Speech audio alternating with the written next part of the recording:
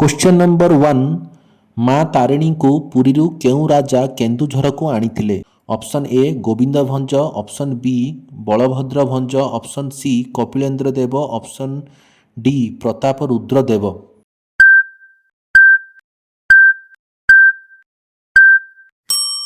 Correct answer option A Gobind भंज।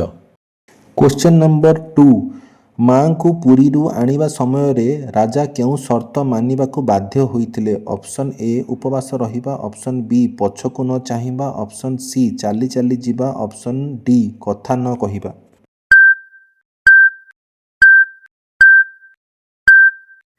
Correct answer option B पछकू न चाहिबा।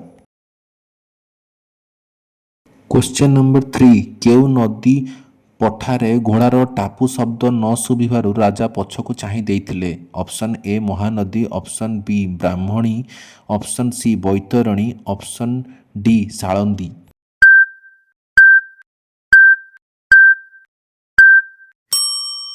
Correct answer option C Baitarani. Question number 4 Maa Tarini को केउं फल सबुठारु प्रिय एवं भक्त माने श्रद्धारे अर्पण करती? ऑप्शन ए कदली, ऑप्शन बी सेव, ऑप्शन सी नड़िया, ऑप्शन डी आंब।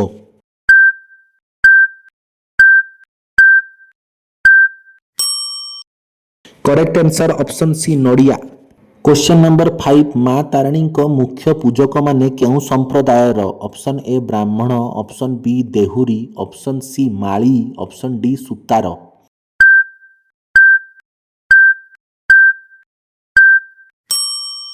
करेक्ट आंसर ऑप्शन बी देहुरी। क्वेश्चन नंबर 6 पुरी केउं बेढ़ारे माँ तारिणी पूर्वरु पूजा पाउथिले? ऑप्शन ए भितर बेढ़ा, ऑप्शन बी कूर्म बेढ़ा, ऑप्शन सी बाहर बेढ़ा, option D Meghnad Pacheri.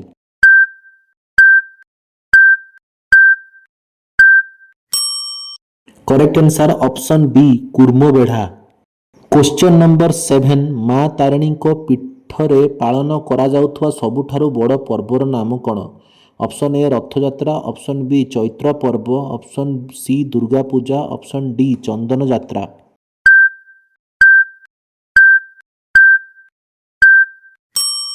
Correct answer option B चैत्र पर्व।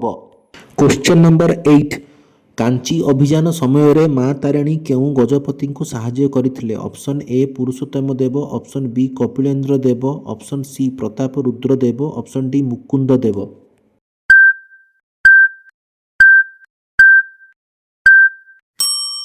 Correct answer option A Purushottam Dev.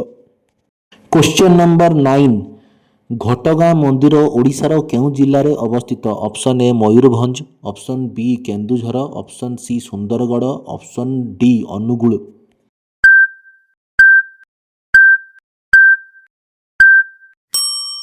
Correct answer option B Keonjhar.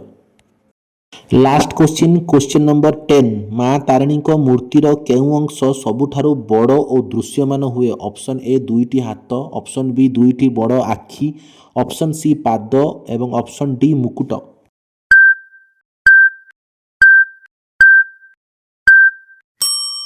Correct answer option B दुईटी बड़ आखि।